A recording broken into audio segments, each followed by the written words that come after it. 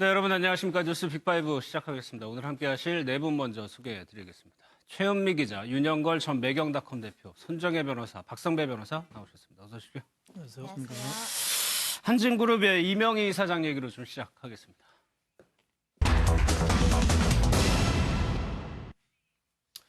영상이 공개됐던 공사장 갑질 관련해가지고 이제 경찰 조사를 앞두고 있습니다. 이명희 사장이. 예, 그렇습니다.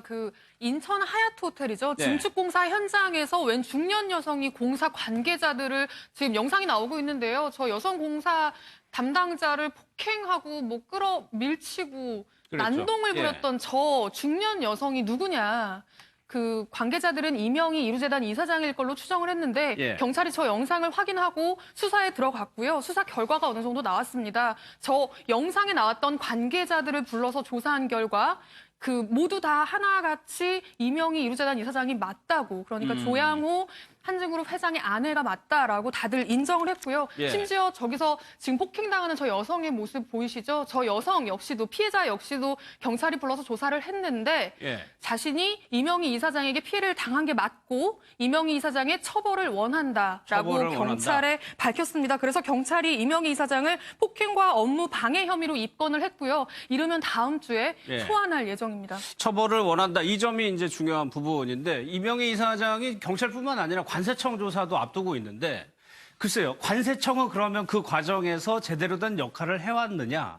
이 부분도 좀 의문이거든요. 그렇죠. 그동안에 이명희 여사가 관련된 밀수나 탈세 이런 네. 의혹이 많잖아요. 그러니까 보통 공항에 일반인 통관하는 데를 떨어서 공항 직원들이 따라다니는 따로운 통로가 있거든요. 네. 그쪽으로 해서 거의 원래 600불 이상이면은 다 관계 신고하고 관세를 내게 돼 있는데 그래야죠. 그냥 막 들어온 거 아니냐. 그래서 이번에 저 폭행에 대한 조사, 그리고 또 밀수에 대한 조사, 또 탈세에 대한 조사가 좀 이루어질 거로 이게 보입니다. 근데 이제 과거 이명희 이루재단 이사장이 워낙 유명했어요.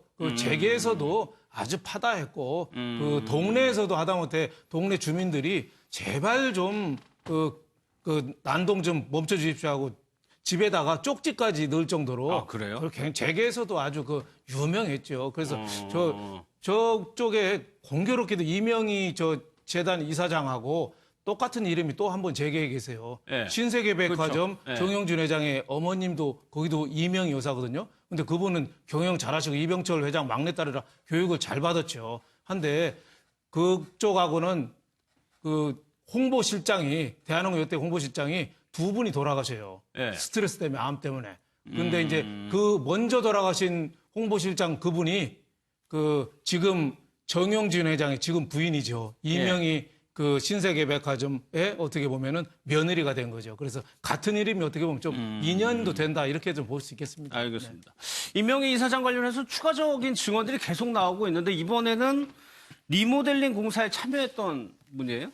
예, 그러니까 지금 경찰이 아까 영상 보셨던 영상에 나온 피해자뿐만 아니라 추가 피해자들을 계속 찾고 있습니다. 네. 이명희 이사장 주변을 탐문하면서 찾아내고 있는 건데요. 일단 전 운전기사, 심지어 뒤에서 폭행을 당했다고 주장했던 전 운전기사도 지금 확인하고 있고요. 네. 그리고 자택에서 리모델링 공사를 했던 관계자, 이분도 저희가 얼마 전에 전해드렸었는데 이 사람에 대해서도 지금 조사를 하고 있고, 그리고 앞서 말씀드렸던 호텔 공사 현장 관계자가 있고요. 예. 그리고 여기에서 더해서요. 지금 아마 가장 최측근이라고만 경찰이 이야기하고 있는데 전 수행원 같은 굉장히 최측근에서 함께 일했던 사람들 중에 네. 한두 명의 아직까지 공개되지 않은 피해자가 더 있다라는 이야기를 경찰이 하고 있습니다. 언론에 나오지 않은 피해자가 아직 더 언론에 있다? 공개되지 않은 피해자가 한두 명 더 있고 굉장히 근거리에서 이명희 이사장을 수행했던 사람들이라고 이야기하고 있거든요. 예.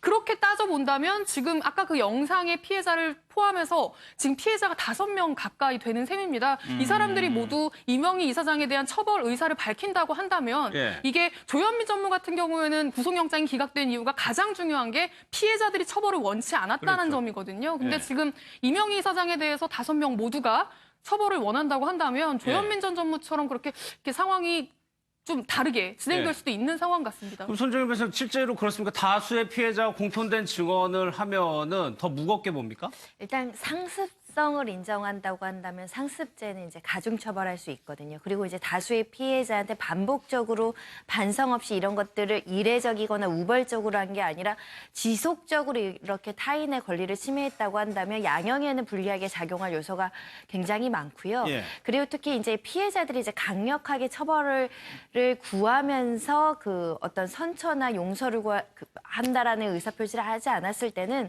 재판부에서는 조금 엄격하게 볼 수 있습니다. 그런데 실제로 그럼 어떤 형량을 받게 되느냐? 조현민 전 전무 구속영장 기각됐고 재청구도 안 하는데 이런 경우는 어느 정도로 좀 재판부가 보나요? 경찰에서는 우선 이 공사 현장의 피해자가 처벌을 원한다고 했지만 소환 시기를 일단 늦추고 다른 피해자들에 대한 피해 사실을 먼저 수집을 하는 이유가 예. 한 번에 몰아가야 충분한 중간 처벌을 할 수 있기 때문입니다. 왜냐하면 상습 폭행죄는 폭행죄와 다르게 반의사 불벌죄가 아닙니다. 그래서 여러 피해자가 있게 되면은 그중에 누구 한 명이라도 마음이 바뀌어서 처벌하지 않겠습니다라고 얘기를 해도 처벌이 가능하게 되는 거죠. 그리고 좀 더 검토를 하는 이유가 이게 단순 폭행에 불과할 것이냐, 정식 직함도 없이 와서 정상적으로 일을 하고 있는 직원에게 소위 말하는 갑질을 했다면 충분히 업무방해에 도당할 수 있는 거고요. 예. 그리고 경우에 따라서는 위력으로서 또 폭행 협박으로서 권리 있는 일을 못하게 한다든가 의무 없는 일을 하게 하는 강요죄에 해당할 수도 있는 거거든요.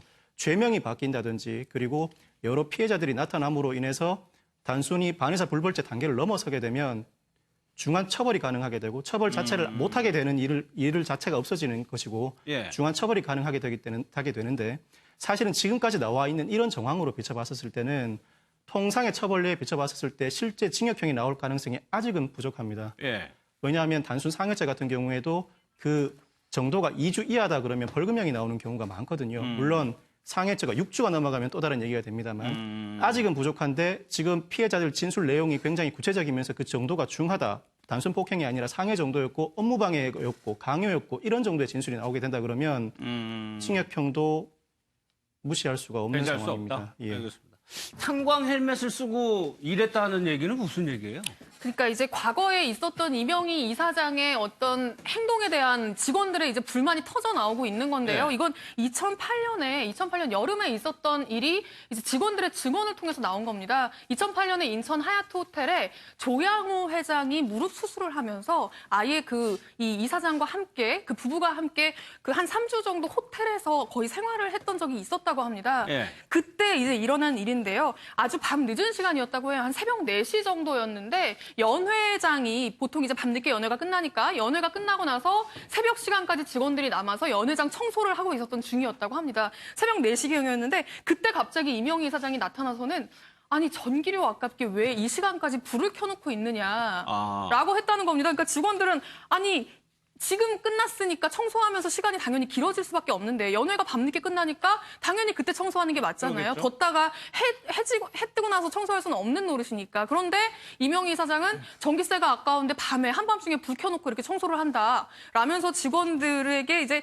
폭언을 했다는 게 이제 당시 직원들의 주장이고요. 네. 그래서 이제 직원들이 그러면 어떻게 해야 불을 못 되냐라고 켜니까. 이제 머리를 싸매고 이제 고민을 한 끝에 그 불을 다 꺼놓고 지금 이제 사파로 저희가 좀 그려봤는데 이 탄광에서 보통 쓰는 이렇게 헬멧에 이제 손전등 같은 걸 달아서 예. 저렇게 청소를 했다라는 겁니다. 사실 1급 호텔에서 저런 방식으로 청소를 한다는 게 저게 사실 뭔지가 잘 보일까 싶기도 하고요. 예. 사실 좀 믿어지지가 않는데 일단 대한항공 측에서 반박을 했습니다. 뭐라고 그랬나요? 상식적으로 그런 지시를 했다는 게 말이 되지 않는다라면서도 예. 일단 이명희 이사장이 그날 그 시간에 그런 지적을 한 건 맞다고 인정을 했어요. 뭐라고 인정했냐면요. 당시 새벽 3시께 이명희 이사장이 2층 홀 연회장에 샹들리에를 포함한 모든 조명이 켜져 있는 걸 우연히 확인했다.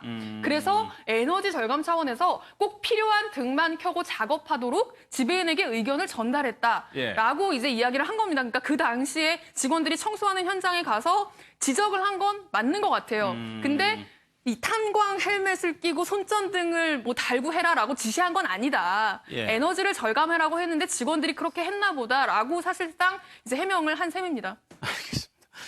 그 주말인가요? 금요일날 집회를 했어요. 대한항공 직원들이. 근데 굉장히 이제 신분 노출 우려 때문에 여러 가지 방법을 썼는데 결국에는 회사에서 글쎄요, 본인들은 채증은 아니라고 하지만 나온 게 좀 목격이 됐었거든요. 그럼요. 그 오해의 여지가 충분히 있죠. 지난 네. 금요일 날 촛불 집회를 했거든요. 예, 얼굴도 노출도 꺼리고 아니 오너 일가에 눈에 띄면은 웬만한 사람도 살아남기 어렵잖아요. 예. 350명이 촛불 집회를 했는데 거기에 전직이 아니고 현직 인사 노무 담당 임원하고 팀장이 그 자리에서 지켜보고 있었던 거예요. 예. 그러니까 거기서 누가 왔나를 다 가리면 금방 인사 조치가 가능하죠. 그래서 이런 사건은 어떻게 보면은 집회 방해 뭐 이런 것도 충분히 처벌을 받을 수 있는 사안이고요. 예. 그리고 우리나라 재벌 개혁이라는 게 그만큼 참 어렵다 이런 생각이 듭니다. 지금 그 대한항공을 바꾸기 위해서는 그 외부에서 비호 세력들이 사회이사라든지 사내이사라든지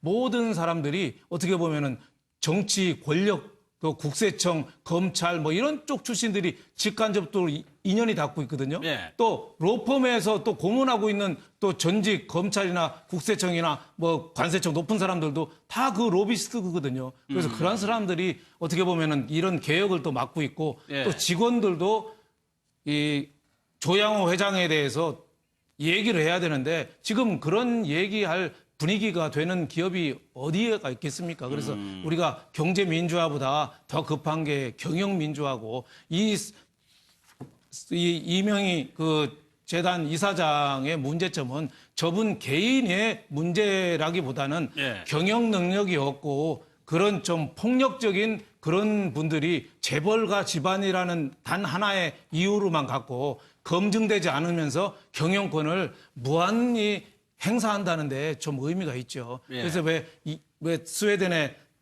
벨렌베리 가문이라든가 인도의 타타 가문 같은 데는 공익재단에다 경영권 넘기고 배당만 받고 전문 경영인한테 맡기잖아요. 예. 록펠러 같은 데도 왜 패밀리 오피스라고 거기서 다 모든 걸 관여하고 경영권을 손을 뗀 것도 많거든요. 그래서 한진그룹이 정말 중도한 기로에 있는데 빨리 판단을 해서 결정을 내려야 될 때가 아닌가 싶습니다. 알겠습니다.